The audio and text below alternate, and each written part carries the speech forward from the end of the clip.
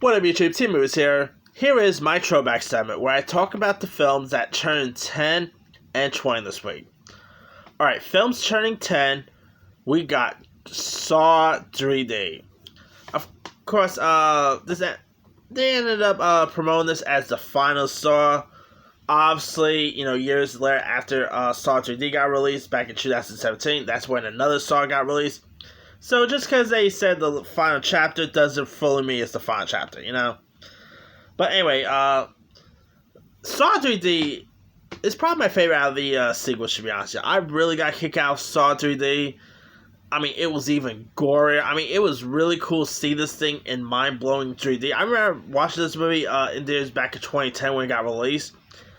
I mean, it was actually the first time I actually got to see a Saw movie in theaters because I was a tad bit too young when the other Saw movies got released. But it was pretty cool seeing this thing in theaters. It was fun, entertaining. I mean, the kills in this thing. I mean, the Saw movies are pretty much torture porn. That's what they are. And, of course, I cannot wait to see Spiral when that gets released. But, we should have had got to see that this year. But, yeah. But anyway, if you guys have not really seen Saw 3D, I'll say give it a shot. It's definitely really good. Alright.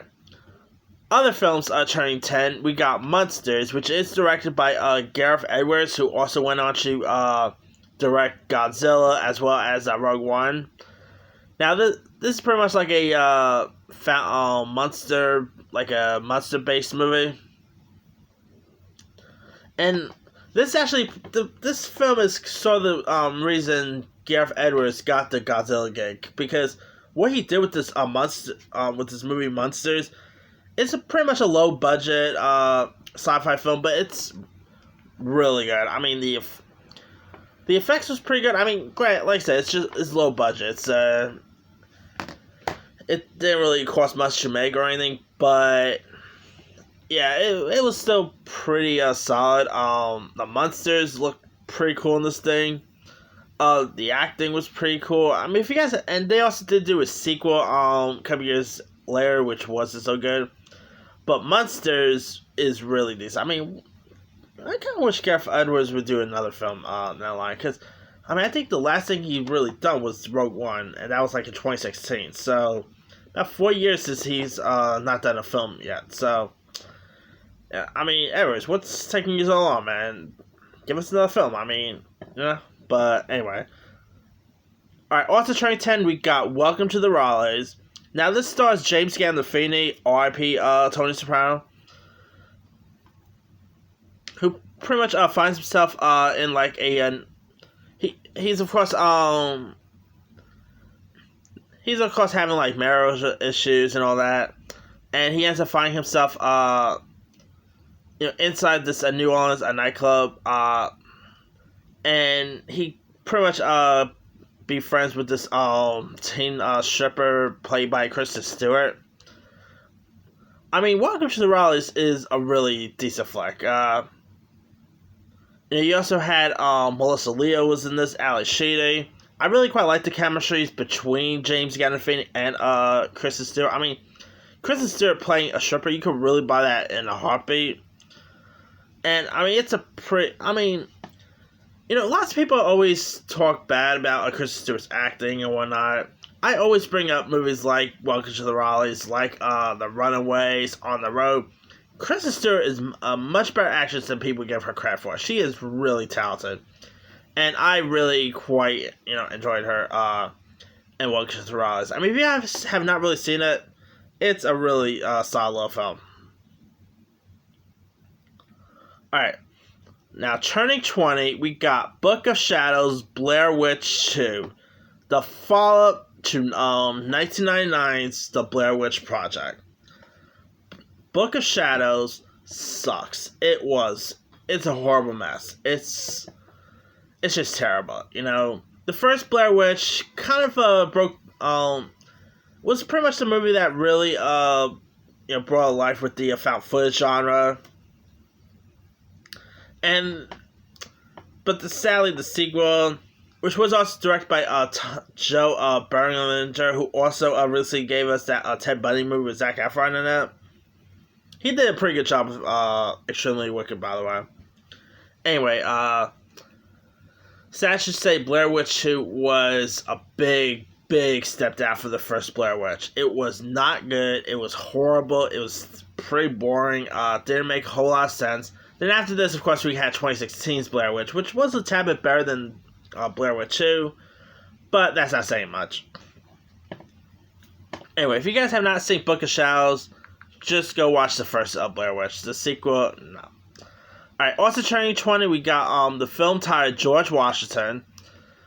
Now, this is directed by David Gordon Green, and this was like his directorial debut. Of course, David Gordon Green went on to direct movies like Pineapple Express. He did the Halloween film back in 2018. But his first feature was George Washington, which you'll actually think is a movie about the first president of the United States. Nope, it's pretty much like a coming-of-age tale. It takes place in a landscape of a rural southern town of George Washington. That's why it's called George Washington. It takes place in a town called George Washington. And it's a portrait of how like a group of young kids, come to grip with hard work, with the hard world of choices and consequences during a instant game in a abandoned amusement park. And it's pretty much like a coming of age content.